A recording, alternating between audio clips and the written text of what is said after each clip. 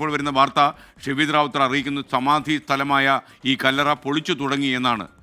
പരാതിക്കാരനായ വിശ്വംഭരൻ, അതായത് വീടിനടുത്ത് താമസിക്കുന്ന വിശ്വംഭരനെ ഈ സ്ഥലത്തേക്ക് നേരത്തെ തന്നെ പോലീസ് വിളിച്ചു വരുത്തിയിരുന്നു. ഇപ്പോൾ ഏറ്റവും ലേറ്റസ്റ്റ് വിവരം ഷെഫീദ് റാവുത്തർ നൽകും. ഷെഫീദ്, കല്ലറ പൊളിച്ചു തുടങ്ങിയെന്നല്ലേ നമുക്ക് ലഭിക്കുന്ന വിവരം?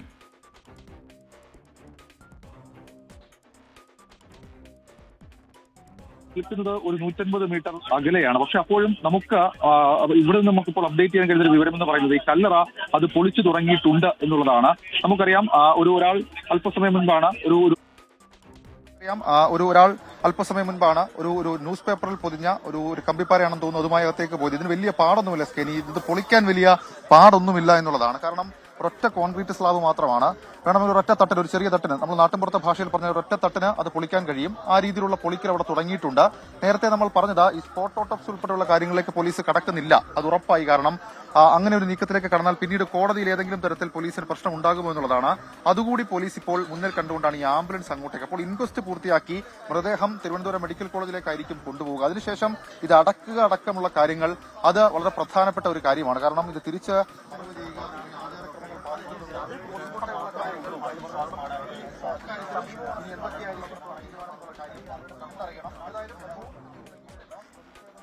ഇപ്പോൾ ഷെഫീദ് റാവുത്തറാണ് വിവരങ്ങളുമായി ചേർന്ന്. ഇനി സജു ദേവസി കൂടി നമുക്കൊപ്പം ചേരുന്നു. ഈ നെയ്യാറ്റിങ്കര ഗോപൻ സ്വാമിയുടെ സമാധി സ്ഥലത്ത് തൊട്ടടുത്ത് തന്നെ ഈ സജു ദേവസി ഉണ്ട്. സജു, കല്ലറ പൊളിച്ചു തുടങ്ങിയെന്നാണ് നമുക്ക് ലഭിക്കുന്ന വിവരം. കൂടുതൽ വിശദാംശങ്ങൾ എന്താണ്?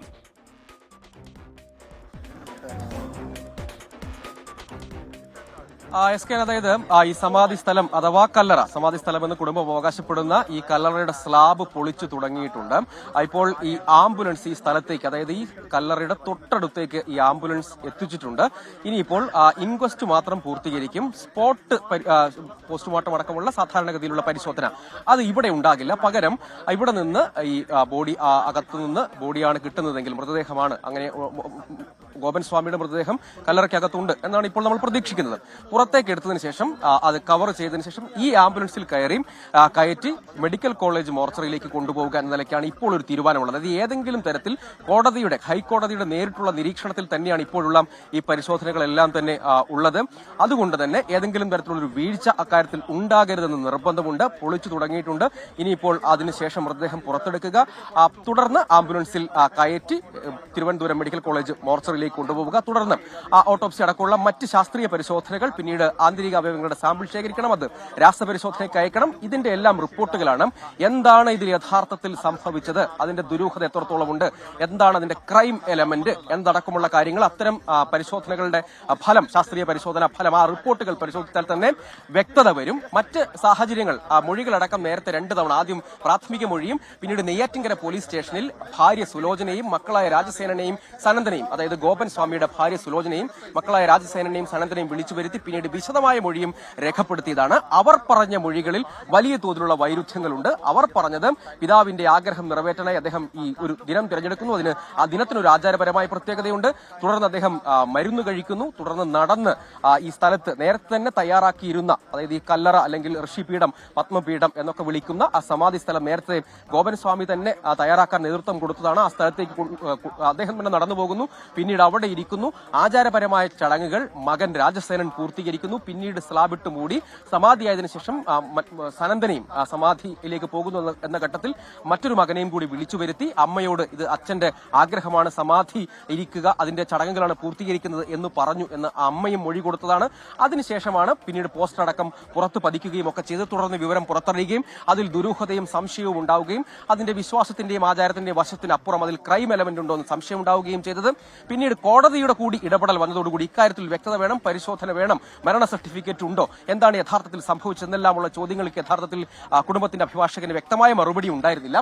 അതോടുകൂടിയാണ് ഈ കാര്യത്തിൽ ഈ ഒരു പശ്ചാത്തലത്തിൽ കൂടിയാണ് പോലീസിനെ സംബന്ധിച്ചിടത്തോളം കൂടുതൽ വ്യക്തമായ പരിശോധനയിലേക്ക് പോയത്. നമുക്ക് ഇവിടെയുള്ള നാട്ടുകാർ ഉൾപ്പെടെയുള്ള ആളുകൾ കൂടി ചേരുന്നുണ്ട്. ചേട്ടൻ ഇവിടുത്തുകാരനാണോ? ഞാൻ ഇതിന്റെ തൊട്ടപ്പുറത്ത് താമസിക്കുന്ന ആളാണ്. എന്താ പേര് ചേട്ടൻ? എന്റെ പേര് അതിയന്നൂർ വേണുഗോപാൽ, NCPയുടെ തിരുവനന്തപുരം ജില്ലാ ജനറൽ സെക്രട്ടറി. എന്താണ് നിങ്ങളുടെ ഈ വിഷയത്തിലെന്ന് പറയുമ്പോഴത്തേക്ക് ഇവര് സ്വന്തമായിട്ട് നിർമ്മിച്ച ക്ഷേത്രമാണ്. ക്ഷേത്രത്തിൽ മറ്റാർക്കും അതിനകത്ത് അവകാശപ്പെടാനൊന്നുമില്ല. പിന്നെ നാട്ടുകാർ കുറെയൊക്കെ സഹായിച്ചിട്ടുണ്ട്. 2016 അതെ. അപ്പം കുറേയൊക്കെ ഒരു ശിവപ്രതിഷ്ഠയാണ്. ഒരുപാട് ബുദ്ധിമുട്ടും പ്രയാസം സഹിച്ചാണ് അവർ സജു ദേവസിയാണ് വിവരങ്ങൾ നൽകുന്നത്. ഇപ്പോൾ ലേറ്റസ്റ്റ് മറ്റൊരു അപ്ഡേറ്റ് ഉണ്ട്. ഷെവീദ് റാവുത്തർ ചേരുന്നു. ഷെവീദ്, പറയൂ.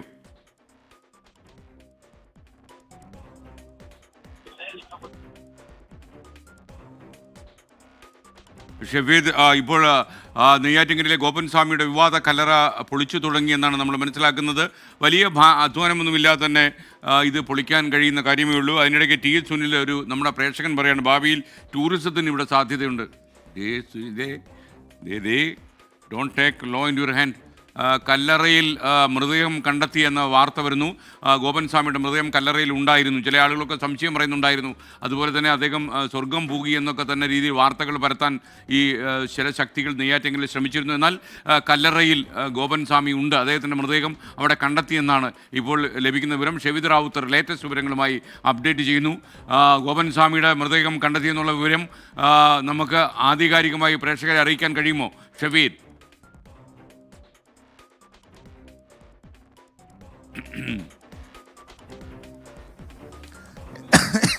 വൈത്തലായ മറ്റൊരു വിവരം കൂടി വരുന്നുണ്ട്.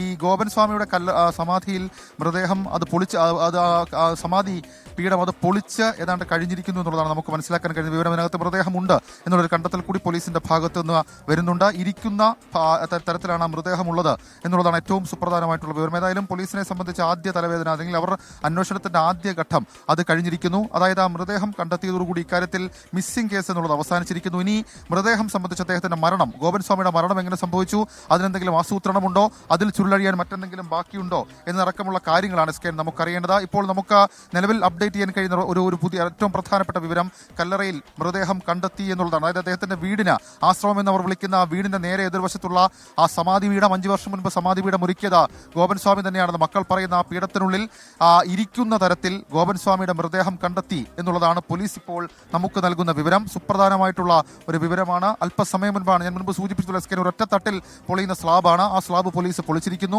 അതിനുശേഷം മൃതദേഹം കണ്ടെത്തിയിരിക്കുന്നു. ഇനി ഇൻക്വസ്റ്റ് ആണ്.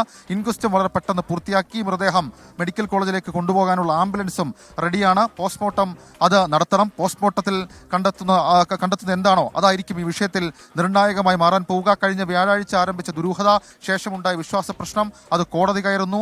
അതിനുശേഷം പോലീസിന് കല്ലറ പൊളിക്കാനുള്ള അനുമതി, അങ്ങനെ മുന്നോട്ട് പോകാനുള്ള അനുമതി ഹൈക്കോടതി തന്നെ കൊടുക്കുന്നു. ഒടുവിൽ ഇന്ന് പുലർച്ചെ അസാധാരണമായ സംഭവങ്ങൾക്ക് ശേഷം പോലീസ് മുഴുവൻ സെക്യൂരിറ്റി ഫോഴ്സുകളെയും ഉപയോഗിച്ചുകൊണ്ട് നാട്ടുകാരെയും പ്രതിഷേധക്കാരെയും പരിസരവാസികളെയും ഒക്കെ ഇവിടെ നിന്ന് പൂർണ്ണ അർത്ഥത്തിൽ മാറ്റിക്കൊണ്ട് കല്ലറ പൊളിച്ചിരിക്കുന്നു. ഗോപൻ സ്വാമിയുടെ മൃതദേഹം ആ കല്ലറയ്ക്കുള്ളിലുണ്ട് എന്നുള്ള വിവരം കൂടി നമുക്ക് ഈ ഘട്ടത്തിൽ ലഭിക്കുന്നുണ്ട്. ഏതാണ്ട് 10 മിനിറ്റ് സമയം മാത്രമാണ് കല്ലറ പൊളിക്കാനുള്ള സമയമായി പോലീസ് എടുത്തത്. അതിനുശേഷം ഇപ്പോൾ ആ മൃതദേഹം അവിടെ കണ്ടെത്തിയിട്ടുണ്ട്. ഇരിക്കുന്ന തരത്തിലേക്ക്. അങ്ങനെ തന്നെയായിരുന്നു ഈ മക്കളും പറഞ്ഞത്. കഴിഞ്ഞ വ്യാഴാഴ്ച രാവിലെ 11 മണിക്ക് സമാധിയുമായി ബന്ധപ്പെട്ട കാര്യങ്ങൾ തുടങ്ങി. അച്ഛൻ അവിടെ ഇരുന്നു. അതിനുശേഷം പൂജകൾ ചെയ്തു. പലതരത്തിലുള്ള ചക്രപൂജകൾ അടക്കമുള്ള കാര്യങ്ങൾ ചെയ്തുകൊണ്ട് ഒടുവിൽ ബ്രഹ്മമുഹൂർത്തത്തിൽ ഗോപൻ സ്വാമി സമാധിയായി എന്നുള്ളതാണ് മകൻ ഒരു തരത്തിൽ കോടതി പോലും പറഞ്ഞതുപോലെ തന്നെ ചില എക്സെൻട്രിസിറ്റി ആ വിഷയത്തിൽ ഉണ്ടായിരുന്നു. അപ്പോൾ ആ രീതിയിൽ പറഞ്ഞൊരു സംഭവത്തിൽ ഇപ്പോൾ അതുണ്ട് എന്നുള്ള ഒരു സ്ഥിരീകരണത്തിലേക്ക് പോലീസ് എത്തിയിരിക്കുന്നു. ഇതോടുകൂടി നെയ്യാറ്റിൻകര ഡിവൈഎസ്പി രജിസ്റ്റർ ചെയ്തിരിക്കുന്ന മിസ്സിംഗ് കേസ് അത് കഴിഞ്ഞിരിക്കുന്നു. ആ മിസ്സിംഗ് കേസിന്റെ സാധ്യതകൾ, അതിന്റെ നിയമപരമായിട്ടുള്ള അന്വേഷണങ്ങൾ കഴിഞ്ഞിരിക്കുന്നു. ഗോപൻ സ്വാമി മരിച്ചു എന്നുള്ള കാര്യത്തിൽ സ്ഥിരീകരണം അത് കോടതിയുടെ ഇടപെടൽ കാര്യത്തിൽ വേണ്ടി വന്നു. ഇനി ഈ വിഷയത്തിൽ ഗോപൻ സ്വാമി എങ്ങനെ മരിച്ചു അതാണ് നമുക്ക് കണ്ടെത്തേണ്ട ഏറ്റവും പ്രധാനപ്പെട്ട ഒരു കാര്യം. കാരണം ഗോപൻ സ്വാമി മരിച്ചെങ്കിൽ ആ മരണത്തിന് കാരണമായത് പ്രായാധിക്യമാണോ, അദ്ദേഹത്തിന് ഉണ്ടായിരുന്ന BP, ബ്ലഡ് പ്രഷർ ആണോ, അതോ പ്രായാധിക്യം മൂലം മറ്റെന്തെങ്കിലും അസുഖം കൊണ്ടാണ് അദ്ദേഹം മരിച്ചത്? അതല്ല, ഇനി അദ്ദേഹത്തിന് സമാധിപീഠത്തിലേക്ക് അദ്ദേഹത്തിന് ഇരുത്തുമ്പോൾ അദ്ദേഹത്തിന് ജീവനുണ്ടായിരുന്നു. അതിനുശേഷം ഈ പുക, അതേപോലെ തന്നെ ഭസ്മം, അതുൾപ്പെടെയുള്ള കാര്യങ്ങൾ ഉണ്ടാക്കിയ ബുദ്ധിമുട്ട്, അതൊരു ഇടുങ്ങിയ സ്പേസ് ആണ്, അതുകൊണ്ട് ശ്വാസം മുട്ടി വല്ലതുമാണ് അദ്ദേഹം മരിച്ചതെങ്കിൽ വീണ്ടും ഈ കേസിന്റെ എലമെന്റുകൾ മാറും. ആ കേസ് വീണ്ടും ഒരു മർഡർ ലീഡിലേക്ക് കാര്യങ്ങൾ പോകും. അങ്ങനെയാണെങ്കിൽ അതിനുശേഷം നടക്കാൻ പോകുന്ന അറസ്റ്റ് ഉൾപ്പെടെയുള്ള കാര്യങ്ങളും അതും വലിയ തരത്തിൽ ശ്രദ്ധേയമായിട്ടുള്ള കാര്യം. ഇപ്പോൾ ഏതാണ്ട് പൂർണ്ണാർത്ഥത്തിൽ മൃതദേഹം പുറത്തേക്കെടുത്ത് ഇൻക്വസ്റ്റ് നടപടികൾ നടത്തുന്നു പോലീസ് എന്നുള്ളതാണ് നമുക്ക് നിലവിൽ ലഭിക്കുന്ന വിവരം. ഈ അകത്തേക്ക് ആർക്കും പ്രവേശനമില്ല. മാത്രവുമല്ല 150-100 മീറ്ററോളം ദൂരേക്കാണ് മാറ്റി നിർത്തിയിരിക്കുന്നത്. ഏതായാലും ഇൻക്വസ്റ്റ് നടപടികളിലേക്ക് കാര്യങ്ങൾ പോയി എന്നുള്ള കാര്യം നമുക്ക് ഉറപ്പിക്കാൻ കഴിയുന്നുണ്ട്.